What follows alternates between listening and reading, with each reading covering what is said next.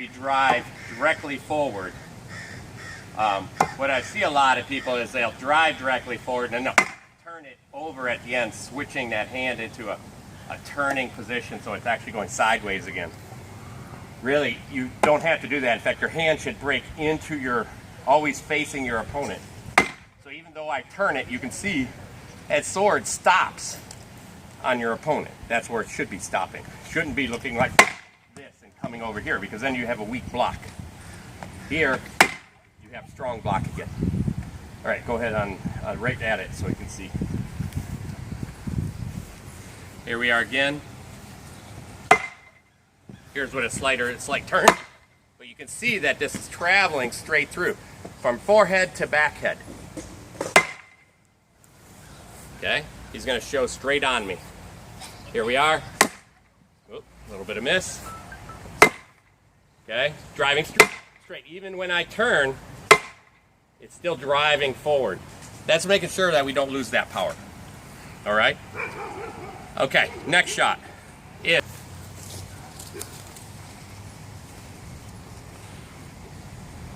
All right, so I grabbed a boffer sword, one of the training swords for the kids. We also use them for training. But here's the idea. I see a lot of people throw shots and they hold that hand stiff. See how all 4 fingers are on it? Okay? What the idea is that you have to release those front fingers, because if I hold it stiff, now I can't break. I can only drive straight. This is where my stopping point is. But if I drive and flick, let go of those 2 front fingers, all of a sudden you see how it changes that range.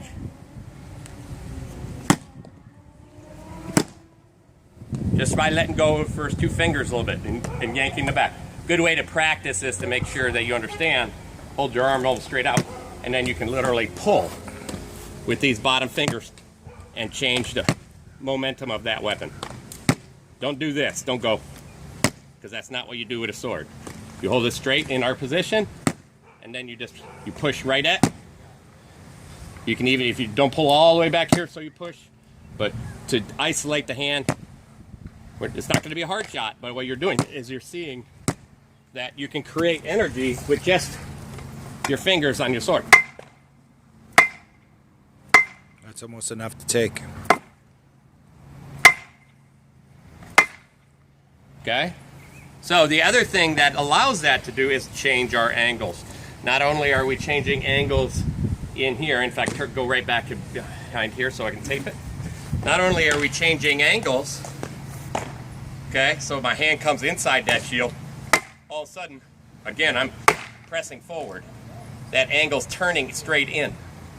But we can also, as we shift, see how that's the breaking hand high. And what that breaking hand high does is allows you to, this person thinks that he has a block, and then at the last second, by pushing and then giving you a little bit of stand, especially if you're a taller person, that hand breaking up changes that angle.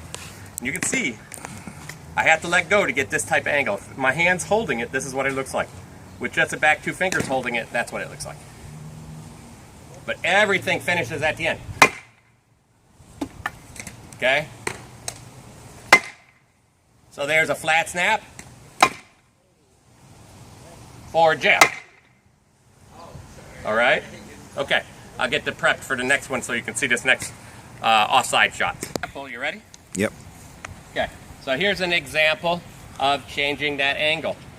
So here's my line. I'm driving it straight. Get right behind me. You can see if I throw here, that's a block. The idea is to turn in and drive. And you see how this breaks. See how the sword's flat? Instead of this. All fingers held, I don't hit them. But all of a sudden, now I'm driving through. You can see how the sword is going this way at the end of the shot. Okay, even in a shield block, go ahead and block it. You can see this is easy. He's thinking he has an easy block, and then all of a sudden, I break above that shield. Okay, with a snap. Okay, the snap is what delivers the extra power. All right, we're gonna do, the next shot we're gonna do is, again, that offside arm. We'll do both offside arms, the Mullinate to the offside arm, and the lazy snap to the offside arm. Again, this idea here, instead of throwing elbow up, which leaves you, as soon as I do this and he throws, leaves me in a bad position. In here, we throw these Molinets elbow down. So now I have a block over here with my shield, and I'm throwing to this elbow. And to get, again, you'll see it. Look how far, if you come, as he comes right behind me, he'll show you where my hand is on his body. You can see my hand is all the way on the other side of his body. This allows me to get this angle. And you can see that my hip is turned into him. As soon as I do this, you can see the difference. If I pull and pull back, you can see my hand is way on the other side of his body. If I pull and push forward, you can see my hand is on this far part of his body. And I noticed your foot kind of twists and too. And this foot has to release the ground. We're into the front foot now. This is your hip. It's pushing forward. This is the Westie forward hip motion. Okay? So that's the Molinet to the arm. You can turn these. If you look, I can turn these way outside, again, by just hooking the hand farther and turning it. You can see, I turn, let's get the edge on. You can see I turn this hand back into him. If I do not turn this hand back into him, then I have this. I have to be driving into him. If I wanted to even hit him in the head at this point, I could. These are the angles that the hand creates. The last piece is that same Molinet to the arm, to the shoulder, to the head, all behind his sword, can actually be dropped. We drop this and push it to the leg. Again, we have to kick into, and this sword is pushing out. It's not this, because that is not going to be a good shot. It's not this. Again, not a good shot. We drive. You see this hand and the hip are pushing at the same time. If I put this on my shoulder and push, if I drop higher, if I drop lower in the body and push higher, okay? Now the Molinet part is the second piece of this. This is just the push, okay? Now you can see that hand's farther over. Adding the Molinet, we essentially drop this in front of the shield, roll, and throw in here. So a lot of people drop it to the ground, you get a roll down here. All of that put in with the hip. Beautiful. All right, go ahead, get right behind me. Or right behind him. You're Grace, but like for the beginners that might be watching this too, well, the one thing you might want to stress is when to use this. I don't think you want to open with this shot. No, this is almost any offside shot you're not going to open with. It's not bad as we're in lower forms for the arms and stuff, but you really want to know what your opponent's range is. So you should start opening with long jabs, tension on their legs. The idea, if you're going to drop low, this leaves you very dangerous position, because if he throws, then you're in trouble. Bad trade. Okay, so you have to get your opponent fixed on responding to a fake. So watch, I'll throw something here, I'll throw something here, I'll give him something down here, I'll give him something high, and then so that high motion causes his sword to go up. Then I drop into the leg, and there's a cover here. Okay, and then if you want to get back, you can just drop that hand right in here. That picks up the leg shot. This is picking up the offside. Have to be falling back well, because if he jams you while you do this, watch what happens. Go ahead, step into me. Step right into me, straight. Now my arm is caught. So you're in a dangerous place. So as soon as you finish, and when I say finish, this is not finishing. I cannot be here and going, because that is not finishing a shot. I have to be here, and I finish at it. Driving the foot, okay? coming off. That was a little bit too much of a stretch. Drop. Okay. Finish. Pull up. Okay. That is not a beginner shot by far. Most of those big rolling Molinets, you start with the elbow, but the leg shot is very, very difficult. It's a timed shot, so you have to understand and work it so you understand how to time your opponent correctly. Okay, the last shot you wanted to see was that drop elbow shot. Again, this is not a very powerful shot, because we're not going to move our hips. Because what we're trying to do here is keep as small as possible and really just make our opponent think about his arm. So I'm going to sit here, and all I'm going to do is I'm going to drop and push straight out. It creates this, here I am, drop, out. So what's happening is even if he gets in better form, okay, there you go, I drop and I push. This is actually an upward angle. Now, you can actually deliver a shot if you're perfect that will have probably enough forces for some people, to some kingdoms, maybe not all of them.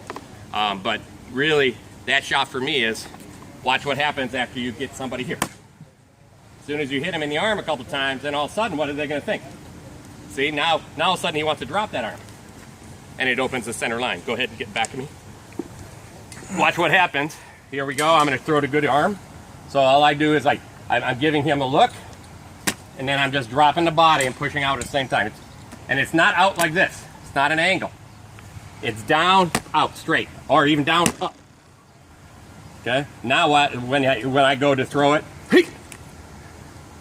again, you look at my hand, it's inside his shield. It's not out here. It's inside his shield. So this line becomes open. Because as this sword goes for a drop, that angle opens up. Does that make sense? Yes, sir. Okay. All right, so those are the blows that we're talking about. Power will generate with burst. Right now, at the beginning when you're first learning techniques, sometimes you won't find that burst right away because you're trying to get out of the range too fast. You may be using tension before the end. Everything should explode on contact like the 1-inch, Bruce Lee's 1-inch punch. So if I'm here, go hold your shield up good. I'm gonna hit your shield. So if I do this, okay, again, I had snap on that, a little bit of power, but I was stepping out of it, so it made it weak. Now all of a sudden I'm here, I go. You have to finish them. And you didn't lose much time in backing out either. Exactly. It was maybe 1/8 of a second difference in the two shots, but made all the difference in the impact. Exactly, and your opponent will also notice that impact difference. So again, that was an example on his shield, but that's what we're looking at. Now, inside lines. Here, he's going to stand right here. Actually, stand right behind me. There are tons of different inside lines, and you can see these because he's shooting right over my shoulder. Here's our first easiest one. It's that straight, and I'm dropping at this angle, but it's pushing out. If I want to hit higher, then I hit higher. I kick my hand up at the end, okay? So here I am, I let go of these fingers, and it allows the release of that sword down. There's also breaking over here, the other side of his sword. You think your hand comes over here, you turn it, bang. Same with the arm, bang. If the person has a sword on his shoulder, okay, shield out, you can actually turn it inside the shield. So it's here. But you can see all these angles change. You can, once you're inside that shield, you can go ahead and turn it and push straight on a harder 45. I'm going to come over here and I'm going to get Renee in his guard. I want to see where your shield hand ends up, or your sword hand ends up. So here we are. Right. Sword hands inside his shield. And we're breaking high. We don't want to drop. If we stay here, that line tends to go straight down. You know, even though we're breaking forward with our body, we're still throwing a slight down line, okay? So we want to make sure we get that extra length and break high, get that snap bang at the end. Okay. So, last piece, again, even if he's turned farther, turn your body farther, the other way. No, turn this way. Oh. Yeah. So he has those big linear stance, ready? He's going to cover with that shield. So as soon as I come in here, he's going to have this shield way over. He's going to be looking over the top. He's probably going to be in an A guard. So now it's taking a lot of different things away. But again, that arm is there. Mm-hmm. So I can throw here. I can throw above his sword, breaking hand above that sword. As soon as I fake up here, now look what he's going to raise that sword. And now I can essentially go, hey, bang, under the sword. So you can have lots of different ways to use as long as you change your hand and the angle in which you're attacking. All right? Power will come with this as you get more comfortable with feet, shift. All of it has to come together. There's so many pieces of throws that have to come together to make this right. But the best part is you learn the technique and then you put all those things together for explosiveness. All right? So go ahead, throw your shot, I'll block. There we go. Okay, break your foot. Drive forward. There you go. Push straight. There you go. All right? So we've been working a lot with Renee, and he's been able to do this. He too is having some force problems, but sometimes force problems are solved by making sure you know what your opponent's doing first, and then knowing that you can actually use added shoulder if you want, because overall you know what your opponent's going to do before he does it. So if I want to throw something with more force, then I can just make sure I drop, bam. Okay, because now I can actually turn the shoulder into it a little bit more if I want. But I have to know what he's doing before we do that, because it's more it telegraphs. All right, let's take a break on that.